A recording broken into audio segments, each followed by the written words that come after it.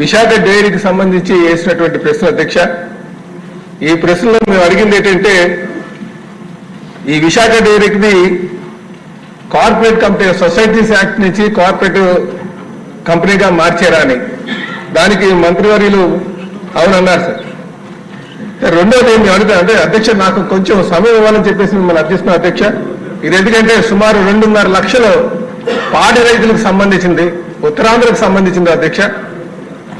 అలాగే ఇది ఇందులో డైరెక్టర్స్ ఎవరైనా సరే లేకపోతే కంపెనీలో ఉన్నటువంటి చైర్మన్ ఇన్హెరిటెన్స్ గా అంటే వారసత్వంగా మళ్ళీ చైర్మన్ అవ్వచ్చా, అదొక ప్రశ్నకి కాదన్నారు. కాకపోతే అక్కడ వాళ్ళు చైర్మన్ ఒక సన్నే ఈరోజు మా చనిపోయినటువంటి చైర్మన్ ఒక కుటుంబ సభ్యులే ఈరోజు చైర్మన్ కింద ఉన్నారు. మూడోది, ఇక్కడ ఏమైనా కరప్షన్ జరిగిందా, ఇర్రెగ్యులారిటీస్ ఉన్నాయా అంటే దానికి ఎటువంటిది కరప్షన్ జరగలేదని చెప్తున్నారు అధ్యక్ష. దాంట్లో చాలా పెద్ద స్థాయిలో కుంభకోణం జరిగింది అధ్యక్ష. దీని మీద చాలా ఎంక్వైరీ చేయాల్సినటువంటి అవసరం ఉందనేది మా ఉద్దేశం అధ్యక్ష. అలాగే ఎవరు దీనికి బాధ్యులంటే దాని ఉత్తమం కాదని చెప్తారు అధ్యక్ష. అయితే దీని మీద ఈ సభకు మీ ద్వారా ఈ సభ నుంచి తేవాల్సినటువంటి అవసరం ఉంది అధ్యక్ష.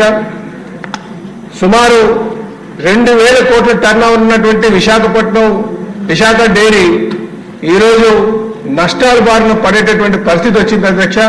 ఎందుకంటే అందులో జరుగుతున్నటువంటి అవకతవకలే ప్రధానమైనటువంటి కారణం అని చెప్పి ఈ సందర్భంగా తెలియజేస్తున్న అధ్యక్ష. ఉత్తరాంధ్రలో సుమారు 2.5 లక్షల పాడి రైతులు 7.5 లక్షలు మిల్క్ సప్లై చేస్తున్నారు అధ్యక్ష. దీంట్లో గతంలో ఇది సహకార సంఘంగా ఏర్పడి క్రమేపా వీళ్ళేం చేశారంటే కంపెనీ యాక్ట్ కింద మార్చిపడేశారు అధ్యక్ష. ఆ రోజు కూడా ప్రభుత్వాలు దాని మీద దృష్టి సారించలేదు అధ్యక్ష. ఏదో రైతులకి పాడి రైతులకి మంచి చేస్తారేమోనండి. కానీ ఈరోజు భారీ స్థాయిలో అసలు దాంట్లో చైర్మన్, వైస్ చైర్మన్, డైరెక్టర్స్ ఒకే కుటుంబానికి సంబంధించినటువంటి ఉండి చాలా పెద్ద స్థాయిలో వీళ్ళు డబ్బులు మళ్లిస్తున్నటువంటి పరిస్థితి అధ్యక్ష. ఇదే కాకుండా అధ్యక్ష, ఇందులో మరీ గౌరవం ఏంటంటే ఒక ట్రస్ట్ కింద ఏర్పాటు చేసి పాడి రైతుల యొక్క సంక్షేమం కోసం ట్రస్ట్ ఏర్పాటు చేసి ఆ ట్రస్ట్ ద్వారా మరిన్ని అవకతవకలు చేస్తున్నటువంటి పరిస్థితి అధ్యక్ష. దాంట్లో ఇష్టానుసారం అనేక విధాలుగా డబ్బులు మళ్లించేటువంటి పరిస్థితి అధ్యక్ష. రైతుల కోసం వాడు పాడి రైతులకు ఒక సంక్షేమం కోసం వినియోగించాల్సినటువంటి డబ్బులు ఇష్టానుసారం డైవర్ట్ చేసి ఇది ప్రధానమైనటువంటి ఆరోపణ అధ్యక్ష. ఈ ట్రస్ట్ మీద మనం ఎంక్వైరీ చేయాల్సినటువంటి అవసరం ఉంది. ఈ ట్రస్ట్లోకి ఎలా డబ్బులు వస్తున్నాయి, ఏ విధంగా కలెక్ట్ చేస్తున్నారు, ఏ విధంగా వీళ్ళు డైవర్ట్ చేస్తున్నారు, దేనికోసం వినియోగిస్తున్నారు, వాళ్ళు పాడి రైతుల యొక్క సంక్షేమం కోసం వాడుతున్నారా లేకపోతే వీళ్ళు ఇష్టానుసారం వీళ్ళు రాజకీయ ప్రయోజనాల కోసం వాడుతున్నారు అన్న దాని మీద మనం ఎంక్వైరీ చేయాల్సినటువంటి అవసరం ఉంది అధ్యక్ష. ఎంత దారుణం అంటే అధ్యక్ష, వీళ్ళు అమ్మేవాళ్ళు వీళ్ళు తాలూకోవాలి, కొనేవాళ్ళు వీళ్ళు తాలూకోవాలి. అంటే అందరూ కంపెనీ నడపడానికి ఏదైనా సప్లయర్స్ ఉన్నారంటే సప్లయర్స్ వీళ్ళ మనుషులే, అలాగే మార్కెటింగ్ చేసేవాళ్ళు వీళ్ళ మనుషులే. చివరికి పాడి రైతులకి మాత్రం చాలా తగ్గించి ఈరోజు వాళ్ళు రేట్ ఇస్తున్నటువంటి పరిస్థితి అధ్యక్ష. అంటే ఒక పక్కన పాడి రైతులకు నష్టం చేస్తూ కంపెనీ సప్లయర్స్ ఎవరైతే ఉన్నారో వీళ్ళ మనుషుల ద్వారా లబ్ధి పొందుతూ నష్టాల బారిన పడేటటువంటి పరిస్థితి అధ్యక్ష.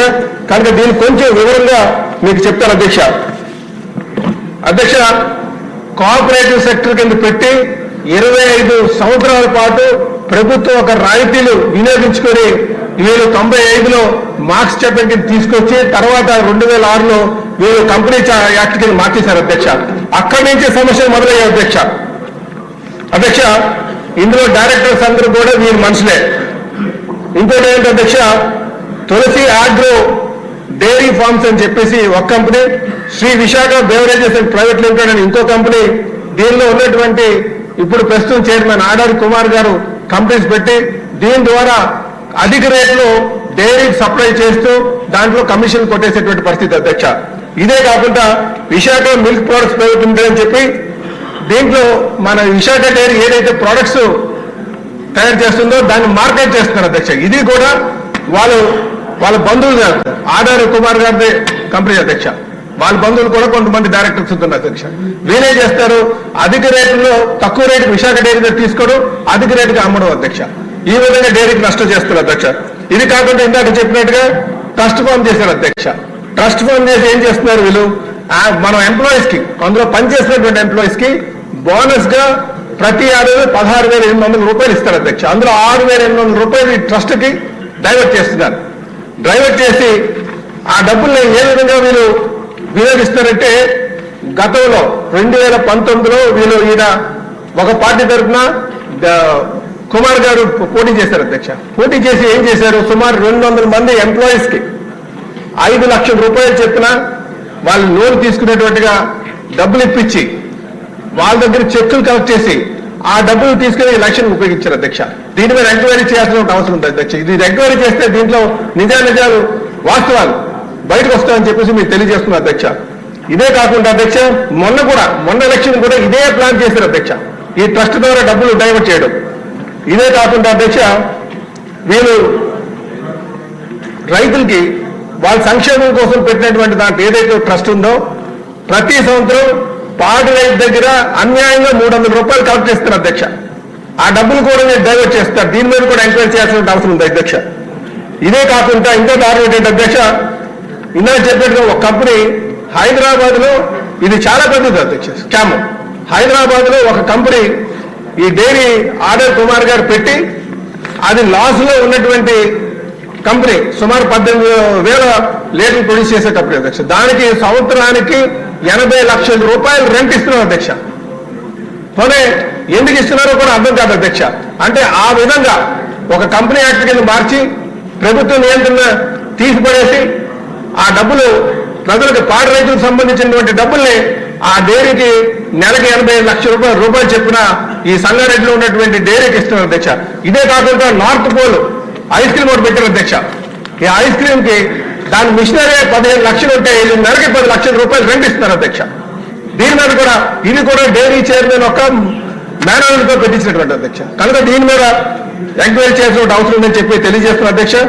ఇదే కాకుండా అధ్యక్ష, సప్లైర్స్ కావచ్చు, మార్కెటింగ్ కావచ్చు, వీళ్ళ అనుమానాలు పెట్టుకుని, వీళ్ళు అనుకున్నటువంటి డైరెక్టర్లు పెట్టుకుని దీంట్లో ఆ పాడి రైతులకు సంబంధించినటువంటి డబ్బు అంతా డైవర్ట్ చేసి, అలాగే ఒక హాస్పిటల్ కూడా వీళ్ళు ఒక హాస్పిటల్ స్టార్ట్ చేసి కిమ్స్కి ఇచ్చారు అధ్యక్ష.